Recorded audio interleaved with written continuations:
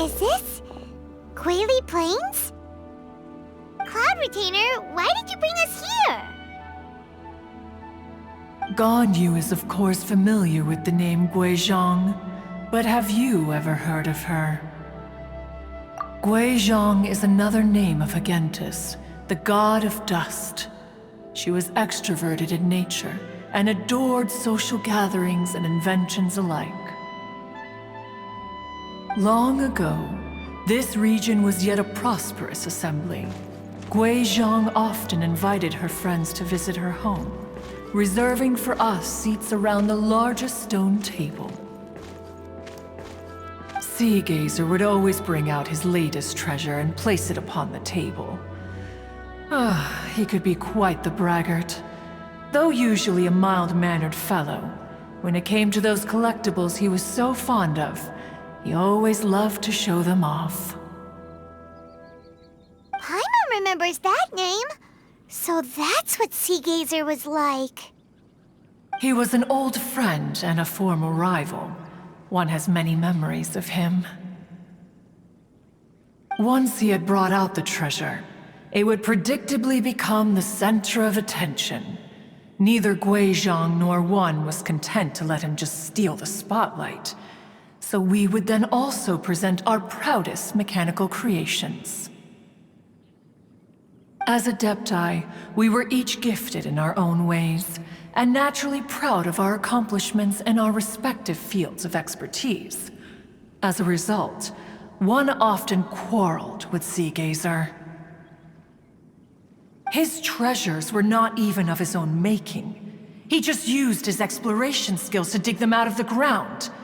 How, pray tell, could he compare to me, when every single one of one's accomplishments were crafted by one's own hand? Cloud Retainer, you are getting competitive again. One digresses. Regardless, every time an argument occurred, Guizhong would come over to watch us during our mutual lambastics. On some occasions, she would join in, and on others, she'd take one of us by the limb and start uttering the most ridiculous nonsense. What kind of nonsense?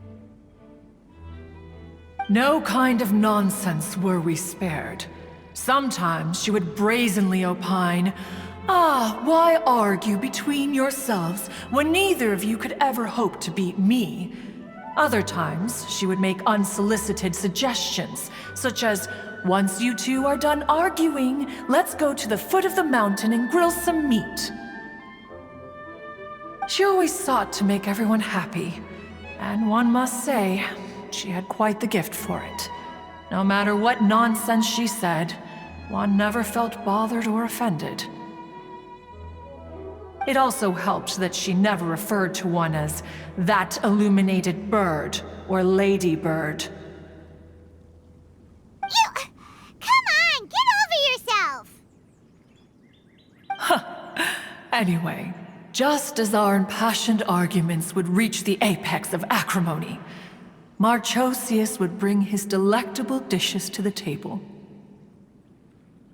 Who would dare snub the stove god and his wondrous creations? At the sight of him, we would all immediately drop the argument and prepare the table for a night of feasting and drinking. Back then, one was always bothered by how the cups Rex Lapis brought were always too square for one's taste. Can you see yourselves ever enjoying a drink from a square cup? Precisely.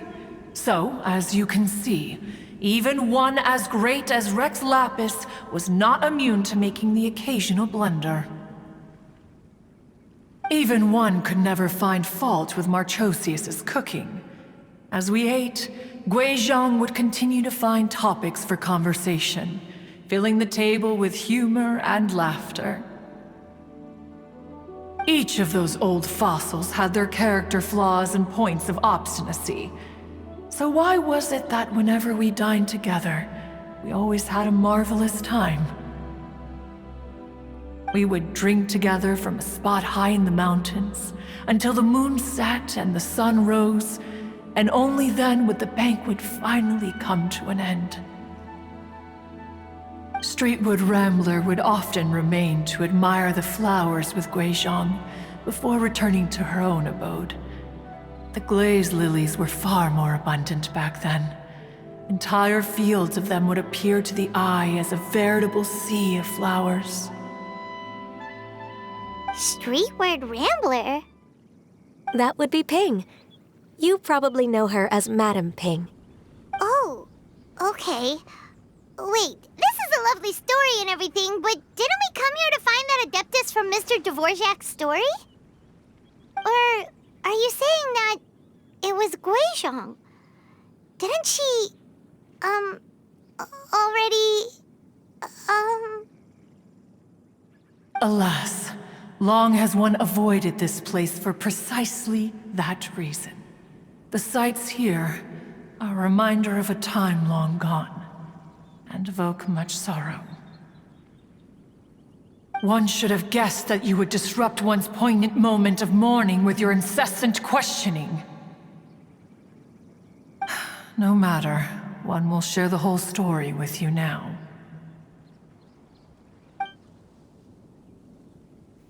In times gone by, one quarreled oft with Guizhong concerning mechanical principles. We each had our ideals, and neither would yield. Under the pretext of a social gathering, one invited the impartial Rex Lapis to judge the quality of our creations. But Rex Lapis declared that Guizhong's Obscuro Vulpus mechanism was superior. Though one was too proud to acknowledge it, in one's heart, one knew that Guizhong was indeed the superior talent in the mechanical arts. As for the story between Guizhong and Streetward Rambler, that begins with a certain bell. In Guizhong's opinion, while mechanisms were no substitute for human composers, they were yet capable of producing simple but fine melodies.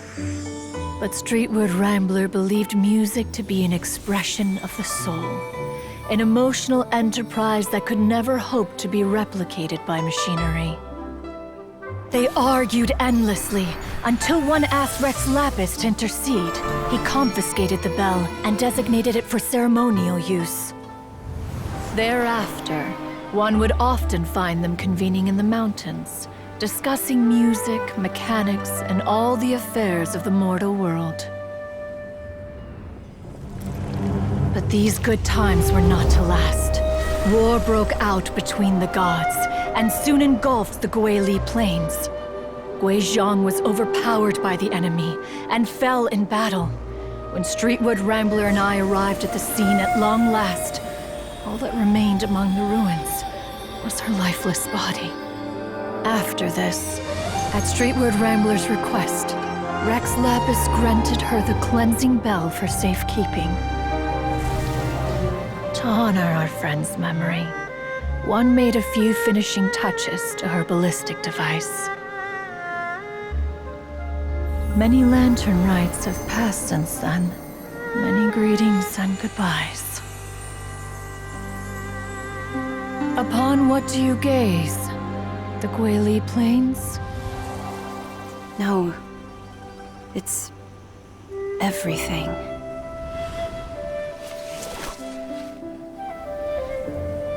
We think of human life as like a lantern that's lit one minute and extinguished the next. But are we Adepti so different? Perhaps as dust settles after a storm, we too must one day return to the world below.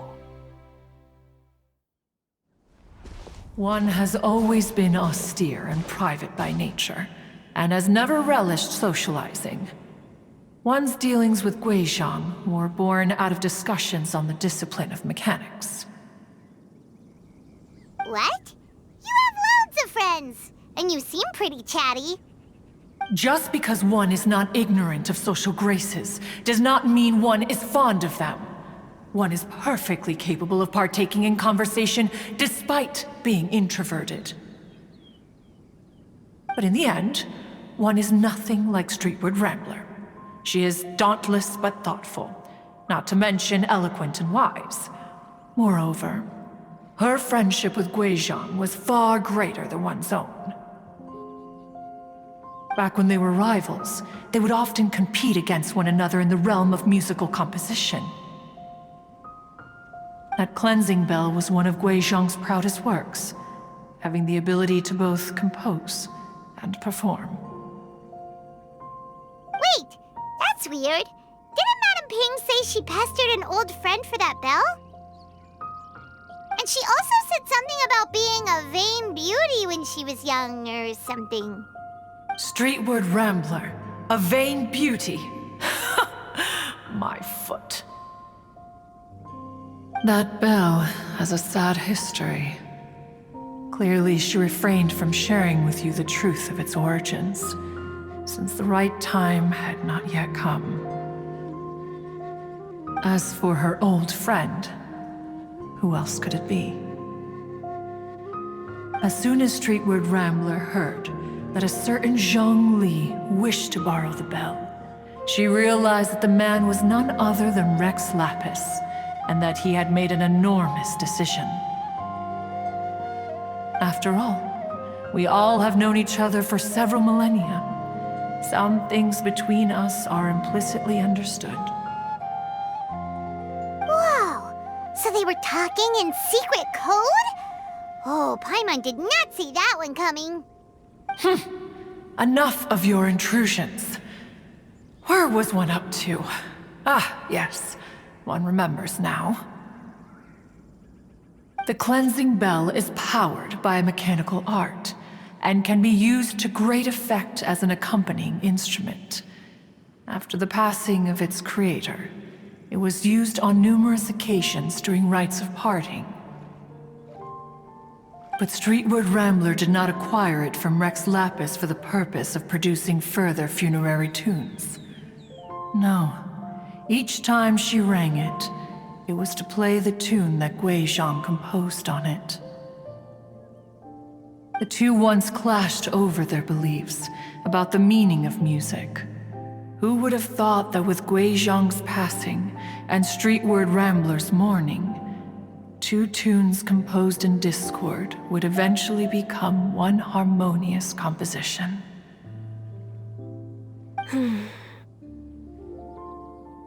Once upon a time, Streetward Rambler also loved gatherings, liquor, and music. But after Guizhong passed, she preferred her own company. She could often be found sitting alone at a mountain summit, contemplating and reminiscing with her zither.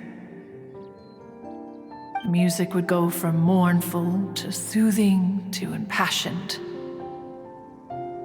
Many years passed before she finally composed a melody to her satisfaction. In celebration, she played the tune to the clouds. Regrettably, one has only ever heard her play that tune once. Which brings one back to the matter you've been investigating. Perhaps it was during that performance that the ancestor of your Fontaine friend fell into the water and was saved by Streetward Rambler. But if she was so happy with the melody, why would she only play it once? One was also greatly perplexed by this. After suppressing one's curiosity for a long while, one finally approached her and asked why she would retire the tune after having spent so long on it. In response, she said, "Though the strings that played that melody survive, the one who inspired it is gone. Tell me, Cloud Retainer, when the one attuned to my soul is no longer here, who else could hope to understand this tune?" Aw, poor Madame Ping. I just remember being taken care of by you when I was young. Once the Archon War came to an end, I stayed behind in Liyue Harbor to honor my contract. Although I met Guizhong a few times, I never knew anything of this particular story. Guizhong was quite the visionary, but tragically passed before her time. Her manuscripts still lie unfinished in the realm of clouds. Blank pages give one cause for contemplation on what might have been. Had you not decided to search for that mystery Adeptus, perhaps these stories, too, would have been lost to the sands of time. As of now, you know the truth. That the Adeptus who rescued the drowning man was none other than Streetward Rambler. Do you intend to discuss this with her?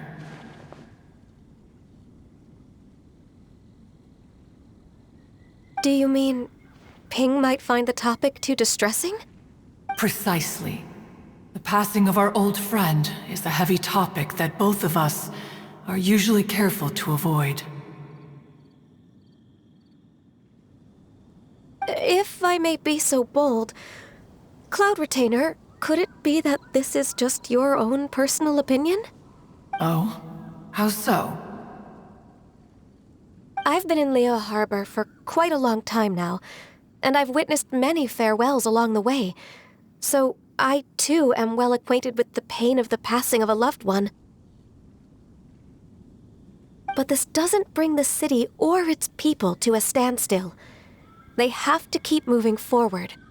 Someone as perceptive and wise as Ping will surely have come to understand and embrace this. Though these immortal mountains have lost an Adeptus, the harbor of mortals has gained a wise elder. No loss can ever be undone, but there is always much that can still be gained. Ping has helped countless people, and will guide many others in the years to come. And all to whom she extends a helping hand become her friends. People she can admire flowers and discuss music with. Though it is heartbreaking to lose a kindred spirit, life goes on, because there are new friends waiting for you further down the road. We even asked Madame Ping what she thought about adding a music festival to this year's Lantern Rite. Oh, when we get back, why don't we just ask her if she'd like to perform? Maybe we can even get her up on stage. You youngsters and your imaginations. Why don't you come with us? It's been a long time since you last spoke with Ping, and Liyue Harbor is always decorated so beautifully during the festival period. Is not every Lantern Rite the same in this regard? Were there ever anything new to discuss? One and Ping could meet any day of the year. I disagree. Each new day and each new year is different from those that have come before. How long will you simply let them pass you by? The edibles she brought this time were indeed quite delectable. Very well. Then one will be off. If the other old fossils have sneaked away into the city to amuse themselves, one shall soon find out. All right. We should be getting back to the harbor as well. We don't want to keep her waiting. Once the Guili Assembly, now the Guili Plains. Say, if we planted flowers there and cared for them carefully enough, do you think that one day we'd be able to recreate the sea of glaze lilies? Allow one to take back one's praise from a moment prior. You are still far too given to flights of fancy, child. What? Cloud Retainer? You were still listening? One observed that you were making no effort to leave, and returned to chasten and hasten you. This time, one is departing in earnest.